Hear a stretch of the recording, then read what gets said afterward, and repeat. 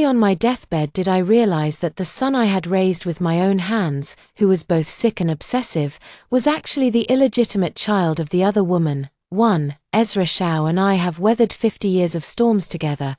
We have a pair of twins, a son and a daughter. Our son has been frail and sickly since childhood, and I took meticulous care of him, painstakingly raising him to adulthood, which led me to neglect our daughter. I lay on the hospital bed, with the doctor urging beside me, "The patient's condition is critical. The family needs to make a decision quickly. Surgery must be performed immediately. If surgery is performed, the patient has a very high chance of recovery." At this moment, my lips are chapped, and my throat is so hoarse I can no longer speak. I look at my husband in the hospital room with longing, because I am also a doctor, and I know that after the surgery, I could live for at least another 10 years. While my husband was hesitating, my cousin and my son Xiao Hang walked in together. With a sorrowful expression, my son said, "Doctor, we are giving up treatment. We don't want my mother to suffer anymore." The doctor sighed helplessly and walked away. "This son has been weak and sickly since childhood. I took him to major hospitals all over the country. When I was critically ill, he actually gave up treatment for the sake of a few tens of thousands in surgery fees. My heart has never ached so much before." My cousin Shunmai came to my side. She leaned close to my ear and whispered to me, "Lena Shun, to thank you, before you die, I'll tell you a secret. Actually, Xiao Hang is my son. Back then, you only gave birth to a daughter, Brother Ezra. To fulfill your wish of having both a son and a daughter, lied to you, saying you had twins. I never expected you to be so good to this weak and sickly child, willing to give everything to treat his illness. To thank you, I'm telling you this, so you can die with clarity." However, to be precise, my son is actually 3 days older than your daughter. I widened my eyes in disbelief. For the sake of my frail son, I neglected my healthy daughter, who had always been taken care of by my mother-in-law. Once, when my son had an episode and I took him to another city for medical treatment, my daughter accidentally fell into the river. The hard stones in the water cut her cheek. And my mother-in-law didn't take her to see a doctor. By the time I returned, her face had already become infected and suppurated. Even after treatment, severe scars remained. My once cheerful daughter became timid and cowardly from then on, no longer willing to go outside. With my last bit of strength, I bit my lip, letting the pain etch the hatred of this lifetime into my memory. If there is a next life, I will never marry this man again. 2. When I opened my eyes again, I had been reborn. Returning to 3 days before the wedding, there were many people at home, all fellow villagers helping to deliver my dowry. According to our local custom, the dowry is delivered 3 days before the wedding banquet, but the groom must come in person to fetch the bride, which is commonly known as receiving blessings. However, today, just like in my previous life, Ezra Shao did not come. Shunmai said her son is 3 days older than my daughter. In my previous life, the day after Ezra Shao and I got married, he returned to the military. A month later, I found out I was pregnant. That means, on this day in my previous life, he was with Shunmai. Just thinking about it makes me extremely disgusted. In my previous life, after I became pregnant, Shunmai disappeared. The next time I saw her was at the child's full-month celebration. Ezra Shao's family circumstances were not good. His parents were genuine farmers, and he had 2 younger brothers and 1 younger sister. His abilities were actually quite limited, though he was relatively hardworking. But without my uncle's support, how could he have risen so rapidly in his previous life? Shunmai is the daughter of my eldest uncle, 1 year older than me. Since childhood, my aunt has favored boys over girls, so Shunmai's food, clothing, and daily necessities were not as good as mine. In fact, even my own provisions were subsidized by my uncles. Even the dowry now was prepared by my uncles. Shunmai always liked to compete with me. Whatever I had, she wanted it too, and I suppose it's the same with men. Since that's the case, I'll just let her have him. Watching the cart carrying the dowry about to set off, I quickly stopped them. Wait a moment. My voice made the villagers who were about to leave halt in their tracks. Since Ezra Shao doesn't have time to receive the dowry, there's no need to send it. I'm not getting married. Everyone looked at each other. In our tradition, if the groom doesn't personally come to collect the dowry, it's seen as a sign of disrespect towards the bride. In my previous life, I thought there was no need to bother with such trivial matters and didn't pay attention to the villagers' gossip. At that moment, an aunt stepped forward to praise me. "My dear, have you come to your senses? I always said you wouldn't be so foolish. What kind of groom doesn't come to collect the dowry himself? Not collecting the dowry means he doesn't value you. It's an old tradition." However, my aunt objected. "It's already loaded onto the cart. Just send it over. Why so many rules?" In my previous life, my aunt had tried to persuade me in the same way. In my previous life, I never saw a penny of Ezra Shao's allowance, while my uncle's family, who were lazy and idle, lived a prosperous and thriving life. Looking back now, it's not hard to guess why their family lived so well in the previous life. Aunt is already speaking up for Ezra Shao now. She must have received some benefits long ago. My father looked troubled. The banquet is already prepared, and the marriage is settled. Lena, marriage is not a game. Dad, I know marriage is not a game, so it's better to stop the loss before anything happens. But my mother slapped my father's arm. But what? He can't even come to receive the dowry. What could possibly be so important that he's too busy to receive the dowry? No marriage. No marriage. If my daughter says no marriage, then there's no marriage. My mother's favoritism brought tears to my eyes. In my previous life, because of that illegitimate child's illness, I had no time to take care of my parents. My mother even had to subsidize my medical expenses. And all the money I had was spent on treating that child, which left me with no energy to work and forced me to take an early unpaid leave when my mother was critically ill. I was still running around in a Beijing hospital for someone else's child. When my mother passed away, I was on the train back home and didn't even get to see her one last time. I hugged my mom, my voice choked with emotion. "Mom, I'm sorry, you silly child. Marriage is a lifelong matter. You haven't let anyone down. As long as you've thought it through, that's what matters." But my grandma was not pleased. "The engagement has been set for years, and we're about to send the dowry. Calling off the wedding banquet now. What were you doing earlier? Look at you, you're not as sensible as Xiaomai. If you break off the engagement now, you'll be considered a twice-married woman. Who would want you in the future?" My grandmother is extremely biased towards my uncle's family. In fact, my uncle and my father are not biological brothers.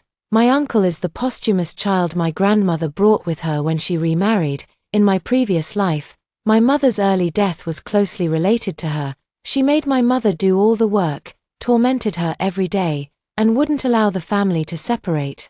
Although my uncle's family got married early and moved out, she still constantly supported them financially. Of course, she had no income herself.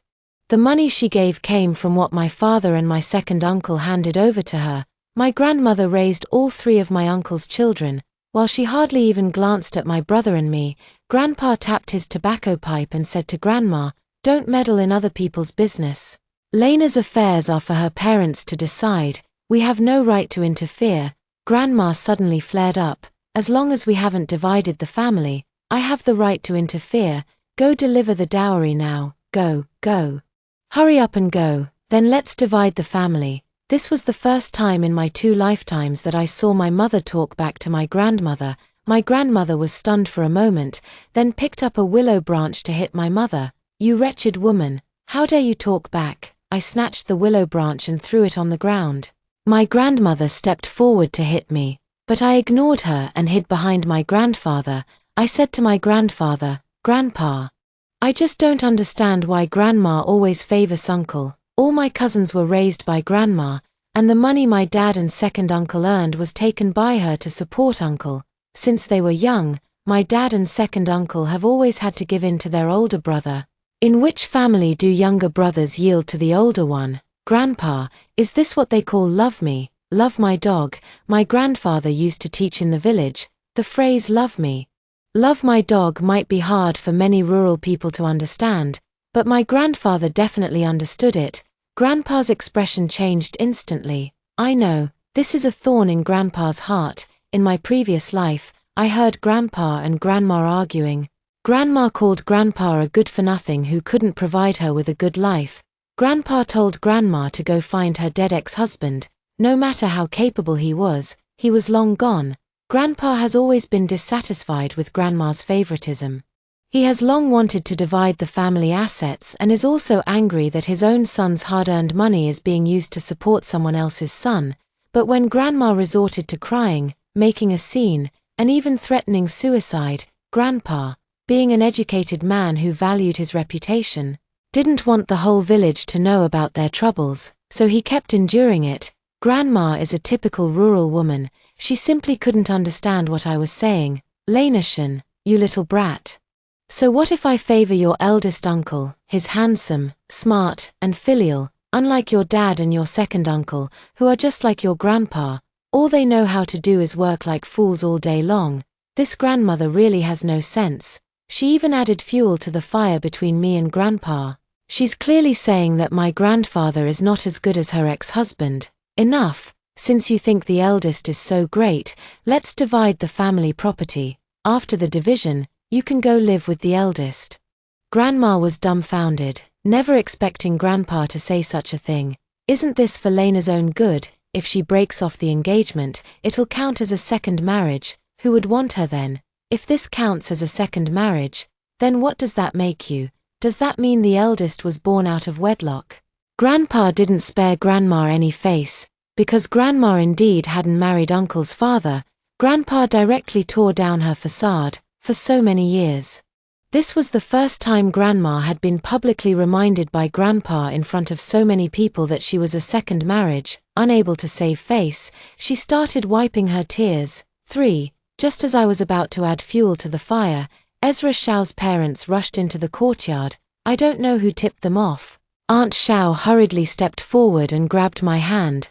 Lena, Auntie knows it's Ezra Shao's fault. Auntie has already asked his uncles to look for him. Don't worry.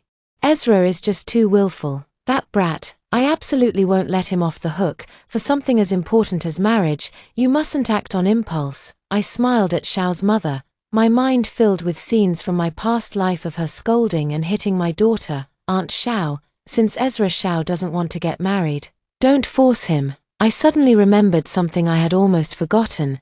Shunmai cannot marry Ezra Shao unless Ezra Shao leaves the military.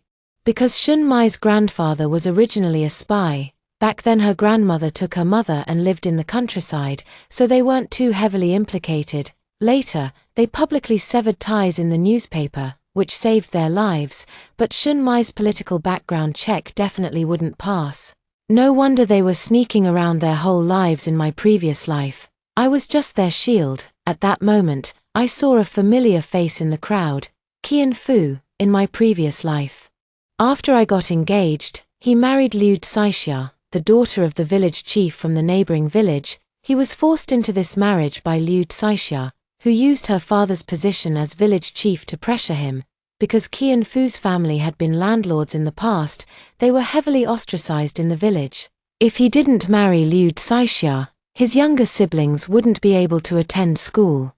He didn't want his brother and sister to remain trapped in the mud forever. He wanted them to break free. Although there was no college entrance exam at the time, he firmly believed that education would change their destiny. After marrying Liu Saixia, she became extremely demanding and suspicious. She suspected every day that he had someone on the side because Qian Fu was indeed very good-looking. In the village, Qian Fu had to avoid women in their 40s and 50s. Or else Liu Saixia would chase after them and curse. I was also cursed at because my daughter fell into the river and Qian Fu saved her. When I returned, I brought gifts to thank him. But I ended up being cursed out. Later, when my father broke his leg on the mountain, it was also Qian Fu who carried him down. Of course, I was cursed at again. This time, she came to my house to curse me. I heard from my mother that before I was engaged to Ezra Shao, Qian Fu's father had secretly proposed to my mother back then. My mother refused because she thought their family background was not good. Later, I heard from a friend of Qian Fu that Qian Fu has always liked me. Qian Fu, when Qian Fu heard me call him, he was stunned at first, thinking he had misheard. Qian Fu, will you marry me? As soon as these words were spoken, it was like a thunderclap that turned the courtyard upside down. After the commotion, there was a dead silence. My mother came up and pinched me hard. "You little brat, what are you doing?" My father also pulled me aside. "Lena, don't talk nonsense." I pushed past my parents and went over to a bewildered Qian Fu. "I'm asking you one last time. Will you marry me?" Qian Fu seemed to snap out of his daze, his eyes reddening and his lips trembling. "I do," he said, his voice shaking with emotion. I smiled at my mom and said, "I'm going to marry Qian Fu. You can go prepare the dowry." My grandfather was patting his chest to calm himself. I knew he loved me dearly, so I ran over to him and whispered, "Grandpa, Qian Fu has liked me for many years, but I never agreed before. Even though his family background isn't great, he's hardworking and he's not the type to fool around. Grandpa, breaking off the engagement will definitely affect my reputation, so I'll be honest with you. The reason I'm calling off the engagement is because Ezra Xiao and my cousin Shen Mai are having an affair. I kept it quiet today to save our family's face." Grandpa looked at me in disbelief. "He has always doted on me and trusted me. Shen Mai is the child of my uncle's family, so Grandpa naturally doesn't think highly of her." After thinking for a moment, Grandpa nodded and said, "All right, I agree, my dear granddaughter. Grandpa has let down your father and your uncle. We'll divide the family property tomorrow." I hugged my grandpa and said, "Grandpa, I will take care of you when you're old." Grandpa affectionately patted my head. My grandpa tapped his tobacco pipe and said, "Fu family boy, you must treat Lena well in the future." Qian Fu nodded repeatedly. When the dowry was being sent, Grandpa gave the order, and the courtyard became lively again. My grandmother was so angry that she slammed the door and went into the house. My aunt's face turned frighteningly pale, and she staggered as she ran home. Xiao's parents were so anxious they were running around in circles. They came over to grab my mother's hand again, but she shook them off. They wanted to stop the dowry procession, but were held back by the aunties watching the excitement. Amidst the sounds of music and celebration along the way, Qian Fu felt as if he were floating. Everything seemed too unreal. When the dowry arrived at Qian Fu's home, his parents were still at home sorting beans. "Father, Mother, I'm getting married the day after tomorrow. Today the dowry is being delivered." Clatter, the beans scattered all over the floor. The nanny was the first to react, tears streaming down her face as she immediately went into the house to make space for the dowry. I actually had quite a substantial dowry. I have 3 uncles. 2 are military officers, and 1 is the director of a supply and marketing cooperative. My mother is the only daughter in the family, and my uncles dote on their younger sister, but they are also frustrated by her weakness and inability to stand up for herself. Because Ezra Xiao's family was not well off, my uncles pooled together to provide the 3 rounds, 1 sound, and 72 legs for my dowry. At the time, Ezra Xiao's parents never missed an opportunity to show off in the village. After the dowry was arranged, I asked Qian Fu to ride the bicycle from the dowry and take me to the commune to make a phone call. The dirt road was bumpy, and I wrapped my arms around his waist from the back of the bicycle. The coarse fabric rubbed against my palms, yet I could clearly feel the taut lines of muscle at his waist. As he pedaled, his back rose and fell, carrying the scent of soap soaked with sweat. Suddenly, we hit a pothole, and I uncontrollably lurched forward, my forehead pressing against his heated back. He tilted his head and chuckled, the vibration of his Adam's apple rolling down his spine to my fingertips. "Hold on tight." I buried my face against his back, clearly feeling him stiffen for a moment, listening to the clatter of the chain and his gradually quickening breath. I suddenly felt that this bumpy dirt road was just right. When we reached the commune, I saw the blush spreading to the tips of his ears. I called my uncle in the military district. "Second uncle, I've changed grooms. Please don't submit the marriage report for Ezra Xiao." I explained the whole story to my uncle, and he was so angry he slammed the table. The marriage report had always been with the military. Originally, we planned to go through the formalities at the military base after the wedding banquet. In my previous life, there was an urgent matter at the base, so we didn't get our marriage certificate until 3 months later. In rural areas, people aren't particularly fixated on marriage certificates. Everyone generally considers a couple truly married once the wedding banquet is held. Qian Fu was grinning from ear to ear the whole time, like a complete fool. I remember on the day of the wedding banquet with Ezra Shao in my previous life, he didn't smile from start to finish. And my mother was so upset that she secretly wiped away tears. Qian Fu dropped me off at my doorstep, and suddenly the smile on his face disappeared. Lena Shen, are you serious? Or are you just using me to make Ezra Shao jealous? If you're just trying to make Ezra Shao jealous, I'll return your dowry in a few days. I'm willing to help you. I stepped forward, took his hand, and noticed his palm was sweaty. I'm serious. From now on, just call me Lena. Then I quickly kissed him on the cheek and ran back home. Qian Fu's ears turned red again. He touched half of his face and pushed the bike as he walked back. I entered the house with a smile. But when I saw Ezra Shao waiting for me at home, my face immediately fell. He stepped forward and pulled me close, saying, Lena Shen, how could you make such a fuss over something as serious as marriage? I wanted to break free from his grip, but he held on even tighter. My dad saw this and immediately stepped in to stop him, giving Ezra Shao a shove that made him stumble. Ezra Shao, the engagement is off. Stop getting handsy and sit down so we can talk this out properly. Ezra Shao let go of my hand and angrily confronted me. What's all this fuss about? You won't marry a military man.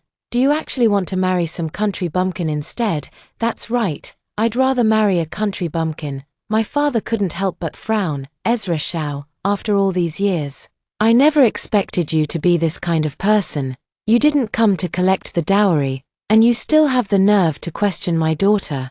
Ezra Shao thinks that because he's in the military and currently a company commander, he's something special, and he looks down on others. He's still putting on airs at a time like this. I find him utterly ridiculous. Uncle Shen, I had an urgent matter today, which is why I was delayed, Ezra Shao explained. What urgent matter could you possibly have at my uncle's house? Contributing to the continuation of the human race, I didn't hold back in calling him out. Ezra Shao's face instantly changed color. How can you talk nonsense? The evasiveness in his eyes had already given my father the answer. My father sneered, tomorrow I will find a matchmaker to return your family's betrothal gifts. From now on, we will have nothing to do with each other. When Ezra Shao heard that my family was serious, he finally started to panic. He had always thought I was bluffing. He believed that since I had been chasing after him for 4 years, I wouldn't be able to live without him. Lena, it's not what you think. Let me explain. Alright, go ahead. What were you doing at my uncle's house today? What could possibly be so busy there? He originally wanted to say that he wasn't at my uncle's house today, but seeing how certain I sounded, he didn't dare to argue. He still wanted to struggle, because he knew how much help my uncle in the military could provide him. In the end, he was pushed out of the yard by my brother. 5. In the early morning, I stood in the yard, still feeling dazed, not yet detached from the joy of rebirth. Outside the door came heavy knocking sounds, along with noisy talking. Opening the yard gate, I saw many people gathered at the entrance, with Qian Fu in the middle, followed by 4 people carrying 2 large boxes. TSK, this Qian Fu is really something. Coming to deliver the betrothal gifts to Lena, the aunties chattered away. My parents and brother also ran out of the house. And 2 large boxes were carried into the yard amid the crowd. Let's open them and see what's inside. Someone started, and the crowd got excited. Yes, open them up. Let's compare them with what the Shao family gave and see which family is more sincere. Actually, I knew that Qian Fu's family had been raided, so they definitely wouldn't have any valuable items. Even if they did, they wouldn't dare to bring them out openly. I refused to open the boxes. Who would inspect the dowry like that? I'm not foolish. After the crowd dispersed, the boxes were carried into the house.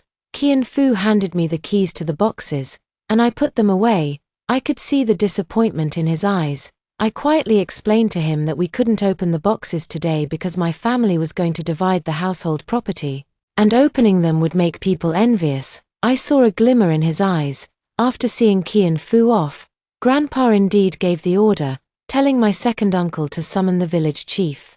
My second uncle was very excited and couldn't wait to run to the village chief's house. My grandmother also rushed out, and I knew right away that she must be going to find my eldest uncle. Everyone is here, including many villagers. Grandpa was the first to speak. Sons will eventually have to divide the family property sooner or later. Today, we've troubled the village chief to help divide the family assets. Eldest son, you moved out long ago after getting married. So today's division has nothing to do with you. Just enjoy the show. Upon hearing this, my grandmother protested. Why should the eldest son have no part in dividing the family property? When dividing family assets, everyone should have a share. You, as a stepfather, are truly biased. The crowd sighed in disbelief. Who didn't know that the eldest uncle had already moved out long ago? An aunt couldn't stand it any longer and said, "Si Jinhua. How many times does your eldest son need to take from the Shun family's property? Just, how shameless can they be? It's not enough to have raised them, and it's not enough to have taken their share once. Now they want to take it again. They came with nothing, grew up eating the Shun family's food, and now they've turned into leeches." The crowd buzzed with discussion. My grandfather was truly disheartened. Who has ever heard of dividing family assets a second time after the first division? If you insist on dividing again, fine. Return the money and items from the first division and make up for the household funds that should have been contributed over these years. My grandmother, like a shrew, threw herself on the ground, slapping her thighs. The village chief scolded, "Si Jinhua, that's enough. These two are also your children. Don't be so biased." My grandmother muttered and fell silent. Then stood up, dusting off her clothes. "If we don't divide the family assets, that's fine too, but Lena has so much dowry. Xiaomai definitely won't have this much when she gets married in the future. Let's set aside Lena's betrothal gifts for Xiaomai." Her words were truly shocking. "Pa, my daughter's dowry was put together by my brothers. Did you contribute even a single cent? Go ask Shenmai's uncle to put it together instead." This time, my mother was genuinely furious. My father lowered his head in silence, but I could see the anger in his clenched fists. "You shameless hussy," my grandmother cursed, reaching out to strike my mother. My grandfather knocked his tobacco pipe against my grandmother's outstretched hand. My grandmother burst into loud sobs. "Si Jinhua, I never expected you to be so shameless. I won't separate from the family. I want a divorce." My grandmother was dumbfounded. The crowd was all cursing her. Shenmai's eyes welled up with tears. Looking pitiful and delicate, "Grandpa, I am also your granddaughter. Lena and I are sisters. If she gets so many dowries for her marriage, what will happen to me in the future?" Woo-woo, my grandfather was so angry that his beard trembled. "What does your marriage have to do with me, Lena? Is your maternal grandmother's family all dead? Did I make your grandfather a traitor?" My father also lost his temper this time. My aunt was so ashamed that she shed tears. Shenmai bit her lip. Her eyes filled with hatred. Grandfather clutched his chest and gave Shenmai a deep look. "Village chief, I want to sever ties with the eldest son's family. From now on, my life and death have nothing to do with them. He only needs to support his own mother. I want to cut ties too." My father said, "Me too." My second uncle also stepped forward. My eldest uncle looked incredulous. He never expected that my father and second uncle, who had always obeyed him since childhood, would now dare to cut ties with him. I agreed with them, because in my previous life when my grandfather fell ill, my grandmother didn't care at all, and my eldest uncle didn't contribute a single penny. It was entirely my mother and my second aunt who took care of him. Grandma refused again. "I want to live with the third son. They are all my sons. Why should only the eldest support me in my old age?" My grandfather sneered. "The eldest has been married for over 20 years and hasn't contributed a single cent to the family. He comes by every now and then to ask for help. The second and third sons have been giving you money for over 20 years, even by rotation. It should be his turn now." My grandmother was left speechless. The eldest uncle's family naturally disagreed. The eldest aunt came from a questionable background, and without the support of my grandfather's large family, they would undoubtedly struggle in the village. "Dad, we're not here to divide the property. Please don't sever ties with your son. I haven't even had the chance to fulfill my filial duties yet." The uncle was crying as he spoke, looking every bit like a son abandoned by his own father. "That's right, Dad, we haven't had the chance to be filial yet." The aunt also knelt down. My grandfather was a stubborn old man, and no one could change his mind. I have my own sons and grandsons. I don't need anyone else to fulfill filial duties. I've already done more than enough by raising you to adulthood. The village chief also shared the surname Shun and was from the same clan as grandfather. So naturally, he sided with him. He immediately made a decision. Shun Jianbin, you were brought into the Shun family as a posthumous child. The Shun family raised you. And you got married and had children. Giving 100 yuan is your way of repaying the upbringing. From now on, life, old age, sickness, and death have nothing to do with you. Uncle Shun Jianbin almost collapsed on the spot. Even if he disagreed, it was useless. The village chief was like the local emperor of the village. In the end, after mediation by the village chief, the family's belongings were divided into 4 shares, one for the grandparents, one for the second uncle, one for my father, and one for the rest. This was considered an unusual way of dividing the family assets. The family property was divided equally, but there were only 3 rooms in the house. In the end, the second uncle and my father each got 1 room. Grandfather gave grandmother 100 yuan, and grandmother went to live with the eldest uncle's family, which counted as her share of the house. This 100 yuan was also used to offset the money that the uncle should have given to the grandfather. In our area, after the family divides, it is common to provide a monthly living allowance of 5 yuan, with half going to the grandfather and half to the grandmother, each receiving 5 yuan per month. Grandma was dumbfounded. Previously, my father and second uncle would each contribute 50 or 60 yuan every month because both of them were carpenters. Grandma was already in a difficult position and had no choice but to be packed up and sent to the uncle's house that very day. In the evening, I opened the dowry sent by Qian Fu, and I was truly shocked. I never expected him to be so bold as to send so many things. It's a good thing I didn't open the box at the time, or I would definitely have been investigated. A pair of gold bracelets, 2 sets of large cotton quilts, 2 bolts of cloth, a watch, a radio, and a pair of jade geese. These jade geese were clearly not ordinary items. Underneath the box was also a deposit slip for 2,000 yuan. This is the difference between being valued and being ignored. What I didn't expect was that Qian Fu had so much money. The dowry sent by the Shao family was also returned by the matchmaker. 2 very thin cotton quilts, a set of pillow towels, 2 towels, 2 enamel basins, and a betrothal gift of 50 yuan. I discussed with Qian Fu, there is a radio in my dowry. Can we leave it for Grandpa to listen to?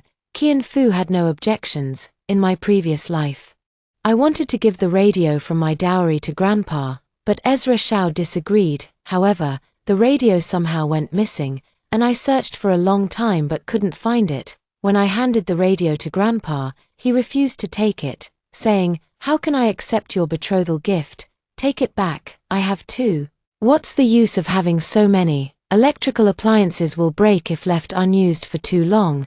Grandpa happily accepted it. Grandpa could be quite the tease too. From then on, he would sit by the main entrance every day listening to his radio, surrounded by several elderly men and women. 6. On the wedding day, I woke up early and put on beautiful bridal makeup. The bright red dress was particularly eye-catching. Looking at my reflection in the mirror, untouched by hardship, I felt indescribable emotions. Actually, I still hold a grudge about being deceived in my past life and raising someone else's child. But I firmly believe that heaven has brought me back because good and evil will eventually be repaid.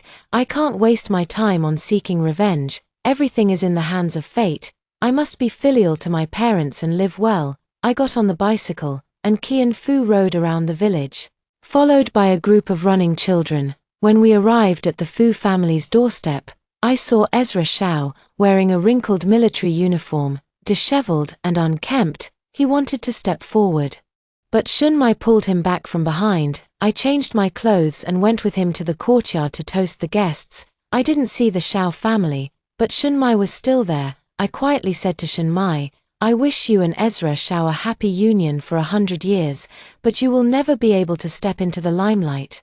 No matter who Ezra Shao marries, your name will never appear on that marriage certificate." Shun Mai clenched her hands tightly. I curved my lips into a smile as Qian Fu carried me into the bridal chamber. The man's tall, imposing figure pushed open the wooden door adorned with double happiness characters, scattering the red dates and peanuts in the enamel bowl all over the floor. His military green Dacron shirt was soaked with sweat.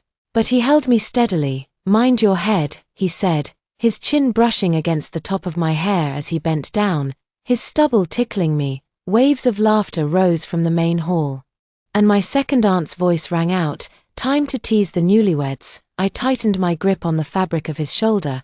"Kiss her, kiss her." Someone started chanting, and soon others joined in. He leaned down, his lips soft against mine, and I felt my cheeks grow warm. After a while, the crowd dispersed. He tucked a stray strand of my hair behind my ear and whispered, "Lena, am I dreaming?" I answered his doubt with action. That night, Qian Fu was gentle, considerate, and careful. And everything fell into place naturally. Having lived 2 lives, I now deeply realize how much I had missed out on in my previous life. It wasn't until I returned home 3 days later that I learned Ezra Shao had been recalled by the military the day after my wedding, just like in my previous life. Qian Fu and I went together to get our marriage certificate and took our wedding photos. Qian Fu goes to the city every day. I don't know what he does, but each time he comes back, he brings me a lot of money. I work at the hospital, and I know that the college entrance exams will resume in just over a year. Whenever we have free time, we start reviewing. 7. A month later, Ezra Shao returned. It turned out that Liu Tsaixia, the daughter of the village chief from the neighboring village, had taken a liking to Ezra Shao. Shao's mother started showing off in the village again. I called my uncle and asked him to help speed up the approval of Ezra Shao's marriage report. Ezra Shao's wedding was very rushed, with the engagement and banquet all arranged within a week. Perhaps only I know the reason why. Shenmai disappeared again.